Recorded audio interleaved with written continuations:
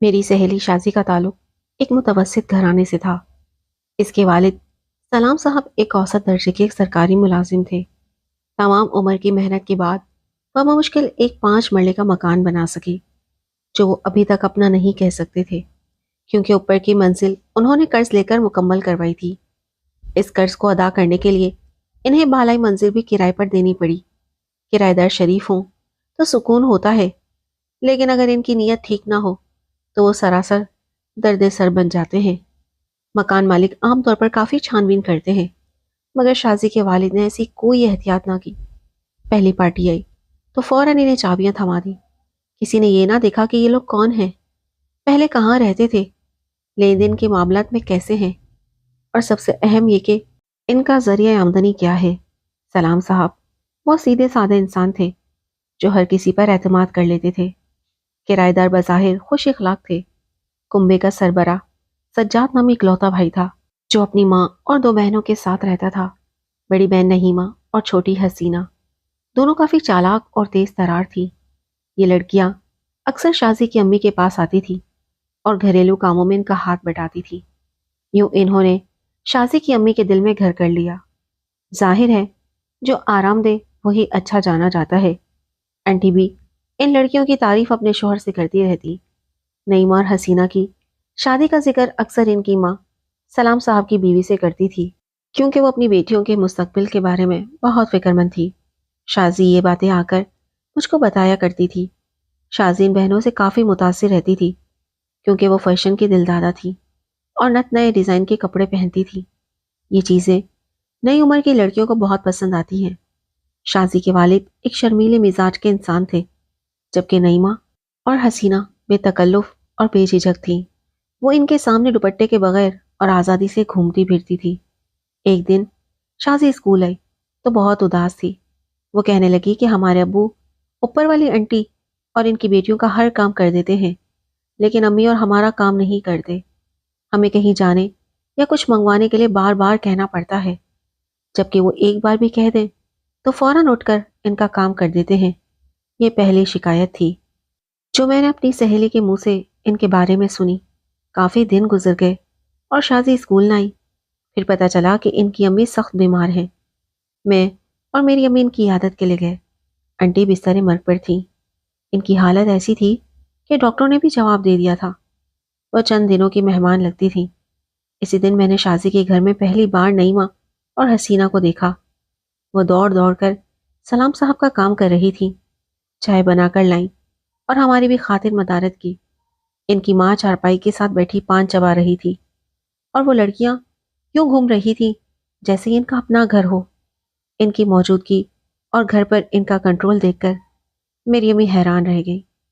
گھر آ کر انہوں نے کہا کہ کمال ہے، شازی کی امی کے اپنے کوئی رشتہ دار نہیں ہے جو ان کے پاس آ کر رہیں۔ انہوں نے غیروں کا سہارا لیا ہوا ہے۔ کچھ دن بعد جب شازی اسکول آئی تو بہت افسردہ تھی۔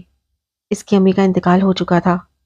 کچھ دنوں کے لیے رشتہ دار عورتیں آئیں، لیکن جلد ہی سب اپنے گھروں کو لوٹ گئیں، سوائے شازی کی خالہ کے، جو نوعمری میں بیوہ ہو گئی تھی اور اب اپنے بھائی کے ساتھ رہتی تھی۔ خالہ چند دن ان کے پاس رہیں۔ جب وہ جانے لگی تو شازی اور اس کی بہن فوزیہ ان سے لپٹ کر رونے لگی۔ انہوں نے کہا کہ خالہ، آپ ہمیں کس کے سہارے چھوڑ کر جا رہی ہیں؟ آپ یہیں رہ جائیں۔ خالہ نے کہا کہ میرا یہاں رہنا مناسب نہیں، لوگ باتیں بنانے لگیں گے۔ خالہ نے ٹھیک کہا تھا۔ جب سے وہ شازی کے گھر پر تھی، بالائی منزل والوں نے نیچے آنا جانا بند کر دیا تھا۔ ان کو خالہ کا وہاں رہنا ایک آنکھ نہ بھاتا تھا، اور خالہ کے خلاف محلے میں باتیں بنانے والوں میں پہلا نمبر انہی کا تھا۔ خالہ شازی اور فوزیہ کو روتا اور سسکتا چھوڑ کر چلی گئی۔ خالہ کے جانے کے بعد نعیمہ، حسینہ اور ان کی ماں دوبارہ میدان میں آ گئی۔ انہوں نے روتی ہوئی بچیوں کو گلے لگایا اور کہا کہ وہ ان کی خالہ ہیں، پھر کیوں روتی ہو؟ تم لوگ تنہا تو نہیں ہو، ہم جو تمہارے ساتھ ہیں۔ اب پھر سے اس گھر میں ان کا عمل دخل بڑھنے لگا۔ حسینہ کھانا پکا رہی تھی، نعیمہ سلام صاحب کے کپڑے استری کر رہی تھی، اور ان کی ماں گھر کا سودا سلف لا رہی تھی۔ یہ سب ایسے ہو رہا تھا جیسے یہ ایک ہی گھرانہ ہو۔ سلام صاحب پہلے سے زیادہ خوش اور مطمئن نظر آنے لگے۔ سجاد کی ماں اور بہنوں نے ان کا گھر سنبھال لیا تھا، اور انہوں نے بیوی کی کمی محسوس نہ ہونے دی۔ شازیہ اور فوزیہ البتہ بے قرار تھیں۔ وہ اپنی ماں کو نہیں بھلا سکتی تھی، اور ان کے لیے ماں کا بدل صرف سگی خالہ تھی، جو ماں جیسا پیار دے سکتی تھی۔ لیکن خالہ صرف چند روز ان کے پاس رہ کر چلی گئی تھی۔ محلے اور خاندان کے لوگ سمجھ چکے تھے کہ کرایہ دارنی اپنی بڑی بیٹی نعیمہ کو سلام صاحب کے ساتھ بیانے کی کوشش کر رہی ہے۔ جب سلام صاحب کی بہن کچھ دن کے لیے ان کے پاس آئی تو انہوں نے فوراً معاملے کو بھانپ لیا اور اپنے بھائی سے کہا کہ بھائی جان، یہ غلطی کبھی مت کیجیے گا، مجھے یہ کنبا ٹھیک نہیں لگتا۔ تمہاری کرایہ دارنی بڑی شاطر معلوم ہوتی ہے، یہ 2-4 روز میں تمہارے مکان پر قبضہ کر لے گی اور تمہاری بن ماں کی بچیوں کو نکال کر باہر کر دے گی۔ نعیمہ سے نکاح کی غلطی کبھی نہ کرنا، بلکہ ہو سکے تو ان سے مکان خالی کرا کر کسی بھلے مانس کو کرائے پر دے دو۔ سلام صاحب کو بہن کی باتیں بری لگی۔ انہوں نے کچھ نہ کہا، لیکن دن میں فیصلہ کر لیا کہ نعیمہ سے نکاح کرنے میں کوئی حرج نہیں۔ وہ سوچتے تھے کہ یہ لڑکیاں سلیقہ مند ہیں اور ان کی ماں مخلص ہے، آڑے وقت میں یہ لوگ کام آتے ہیں، اور شازیہ اور فوزیہ بھی ان سے مانوس ہیں۔ جب یہ بات رشتہ داروں کو معلوم ہوئی کہ سلام صاحب نعیمہ سے نکاح کرنے جا رہے ہیں تو سب ان کی مخالفت میں کھڑے ہو گئے۔ خاندان کے چند بزرگوں نے دباؤ ڈال کر سلام صاحب کا نکاح ان کی بیوہ سالی سے کروا دیا، کیونکہ وہ بچیوں کی خوشی کو مقدم سمجھتے تھے۔ شازیہ اور فوزیہ بے حد خوش تھیں کہ ان کی خالہ ہمیشہ کے لیے ان کے پاس آ گئی ہے۔ ماں کے مرنے کے بعد پہلی بار ان کے چہروں پر سکون اور خوشی نظر آئی۔ خالہ نے ماں کی جگہ لے لی اور ان سے محبت اور شفقت سے پیش آنے لگی، مگر اوپر کی منزل پر رہنے والوں کو یہ سکون برداشت نہ ہوا۔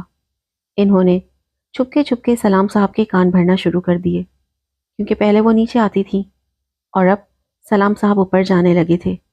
ان باتوں کا اثر یہ ہوا کہ سلام صاحب نے اپنی بیوی سے بدسلوکی شروع کر دی، جو ان کے صلح پسند مزاج کے خلاف تھا۔ کہتے ہیں کہ عشق کا جادو سر چڑھ کر بولتا ہے۔ شاید سلام صاحب کو بھی بڑی بیٹی نعیمہ سے عشق ہو چکا تھا۔ انہوں نے اپنی دوسری بیوی اور اپنی بچیوں کی خالہ پر وہ ستم ڈھائے کہ وہ تنگ آ گئی۔ ایک دن یہ خبر آئی کہ سلام صاحب کی دوسری بیوی نے خود پر مٹی کا تیل چھڑک کر خودکشی کر لی ہے۔ جب شازیہ اور فوزیہ اسکول سے گھر پہنچی تو خالہ وہاں نہ تھی۔ انہیں اسپتال لے جایا گیا تھا، جہاں وہ بری طرح جھلس گئی تھی۔ وہ بیان دینے کے قابل بھی نہ تھی، اور اسی حالت میں خالے کے حقیقی سے جا ملی۔ سب یہی کہہ رہے تھے کہ ان کا جلنا ایک معمہ ہے، مگر شازی کہتی تھی کہ خالہ کو اوپر والیوں نے جلایا ہے۔ خالہ کے انتقال کے بعد سلام صاحب نے تیسری شادی نعیمہ سے کر لی۔ اس کے بعد شازی اور فوزیہ کا اسکول جانا بند ہو گیا۔ جب میں ان کے گھر گئی تو شازی نے بتایا کہ نعیمہ نے ان کی پڑھائی چھڑوا دی ہے اور وہ ان سے اپنے اور ان کے دونوں گھروں کا کام کراتی ہے۔ شازی رونے لگی کہ وہ بڑی ظالم ہے۔ کچھ عرصے بعد میں نے سنا کہ شازی کی شادی ہو رہی ہے۔ یقین نہ آیا، کیونکہ وہ صرف 15 یا 16 سال کی تھی۔ میں ان کے گھر گئی تو شازی مجھے دیکھتے ہی گلے لگ کر رونے لگی اور کہا کہ اس ظالم دنیا میں بن ماں کی بچیوں کو جینے کا کوئی حق نہیں، انہیں تو ماں کے ساتھ ہی مر جانا چاہیے تھا۔ میں نے پوچھا، شازی یہ سب کیا ہو رہا ہے؟ کیا یہ سچ ہے کہ تمہاری شادی ہو رہی ہے؟ ہاں، وہ بولی، لیکن مجھے تو کوئی مہمان نظر نہیں آ رہا۔ ماں نے صرف اپنے چند رشتہ داروں کو ہی بلایا ہے، تم نے مجھے نہیں بتایا۔ کیسے بتاتی؟ ماں نے باہر نکلنے پر پابندی لگا دی ہے۔ کس کے ساتھ شادی ہو رہی ہے؟ نعیمہ کے ماموں کے ساتھ۔ ماموں کے ساتھ؟ وہ تو خاصا بڑا ہوگا۔ ہاں، خدا جانے ابو کو کیا ہو گیا ہے، جو یہ لوگ کہتے ہیں وہ کرتے جاتے ہیں۔ کاش میری ماں زندہ ہوتی تو مجھ پر یہ ظلم نہ ہوتا۔ تم بہادر بنو اور اس شادی سے انکار کر دو۔ میں ایسا نہیں کر سکتی، یہ ناممکن ہے۔ تم سوچ بھی نہیں سکتی یہ لوگ کتنے ظالم ہیں۔